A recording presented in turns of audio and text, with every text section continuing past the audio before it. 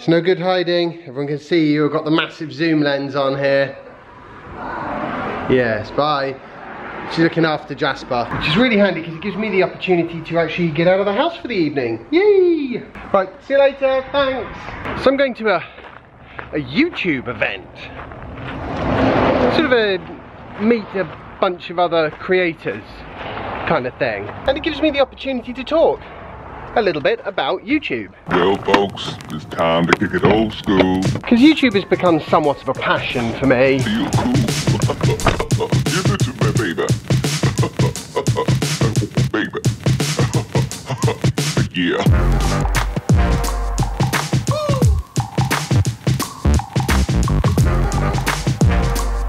And it was never the original idea. It just sort of happened. I almost certainly don't really need to take a board with me, but I just don't like walking. Tell you what, changed my mind, going with the penny board. I think a heavy electric board is probably more trouble than it's worth. Okay, I've decided I'm going by foot. Ugh. So what is it I like so much about creating videos for YouTube? Well, I'll tell you what it isn't. It's not the funny looks you get when you walk around holding a camera up to yourself. Damn it. I was kind of hoping I was going to get a backward glance then, but no, you do get a lot of odd looks. Of course, the thing to do then is just to remember that you're not doing it for them.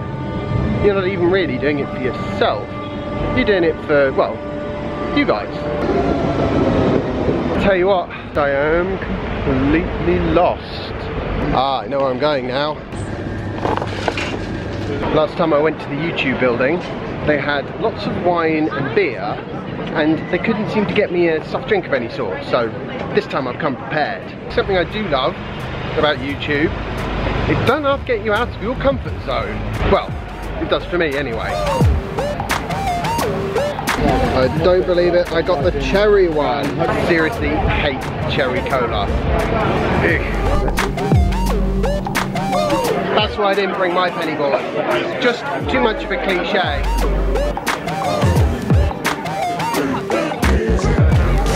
It's not cherry flavoured. 9 billion hours watched per month. Per day, you guys all together are uploading 65 years worth of content. Cool, so this means that there's a lot of audience, a lot of people watching, and there's a lot of people creating content. For example, as another example, this is for the next event. There's going to be, I believe, 3 creator roundtables happening. Creators. Just, I guess first of all, put your hand up if you're a vlogger. Is someone vlogging right now? But if you're a chef, a cooking channel. I need to speak to some of them. Parenting and what about sort of tech, gaming? Yeah. I still don't have any cards. Oh, thank you very much. What's your channel about? Food.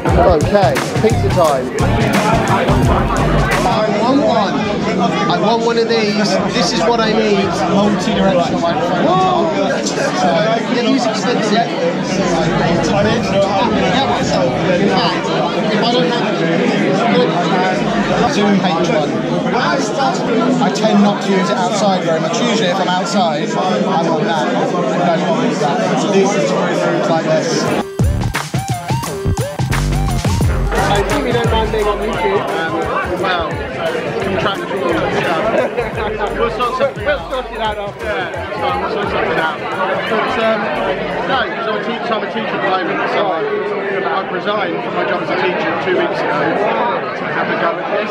I'm trying to convince my sister to do a vlog or a cooking channel or something with my nephew Dexter, because I think she'd be really good. And she's also a teacher, which is how that links in. There we go. See? From teacher to vlogger. I just heard big banks apparently have 32 days worth of diesel on site. So there you go.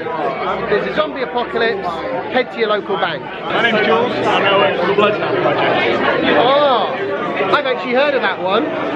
So that's the 1,000-mile-an-hour car. Yes, we're building over in Bristol. Oh, fantastic. I should come over and have a look at that one. We would like to invite you across. That would be amazing. You and your viewers come over and visit. Brilliant. Tyres. Well, we normally deal with more energy efficient vehicles because my channel is primarily it's a vlog, but it's also about electric vehicles, Tesla and stuff like that. Now Tesla people do like fast, so I can see there being an interest there.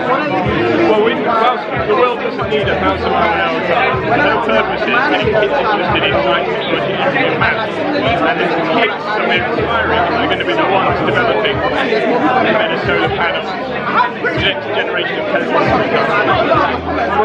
I'm based in Essex, but because I'm driving an electric car, a Tesla, I'm like, the whole of the UK is, as far as I'm concerned, fair game. You know, I get to Scotland, it'll cost me a couple of cups of coffee. So, I'll go anywhere. Good? Yeah, I think it's good. Works, takes the heart rate, goes through, tells me distances, calories, floors. Are there apps available for it at all? No apps, but I've got music control and I get notifications. Timers and alarms. Alarm is very useful, it's probably the best feature. Nice. The vibrate on the alarm is totally and utterly 100% useless. So if you're buying this for any kind of alarm reasons, don't do it. I've worked out in life there are two kinds of YouTubers. Those that don't mind their face going on the internet and those that do. Which kind are you? Fantastic. Ooh. What a fantastic event. Always like meeting new people, which is funny because I never used to.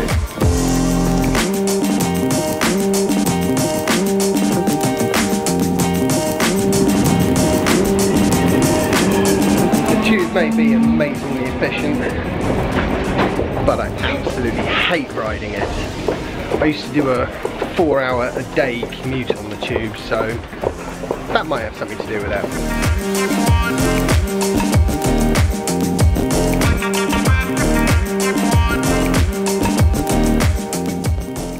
It was good, it was really good. I'm really pleased I went. Oh, good. I want to go for a run tomorrow, but I don't think it's a good idea.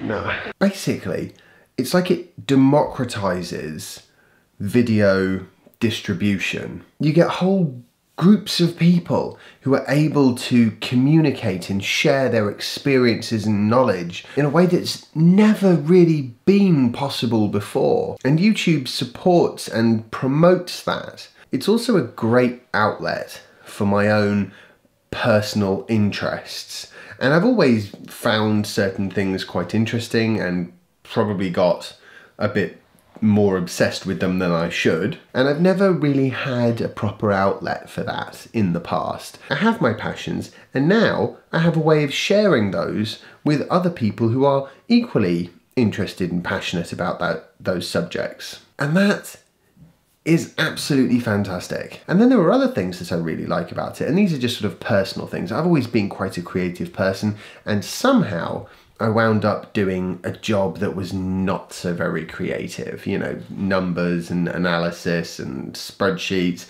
And what would tend to happen is I would put my creativity into the spreadsheets, into the design of them. I don't mean the visual design, I mean the design of the functionality in those sheets. It made for good spreadsheets and happy clients, but it didn't really fulfill me in the way that I wanted. And yet with this, I get to be creative, but at the same time, I also get to do the sort of problem solving side of it, the slightly more technical side, because often when you're editing, you're looking at it and you're thinking, oh, I wish I'd said that, but I wish I said it. You can't put that easily into a video. If you say exactly what you want, then the editing is really easy. But because it's a vlog, you often don't know quite what you want to say when you want to say it. So that's where you wind up with that problem-solving element. How can I edit it so that the meaning of what I'm trying to convey comes across, even though actually I didn't really say it quite the way I was hoping I would. I hope you've enjoyed today's video.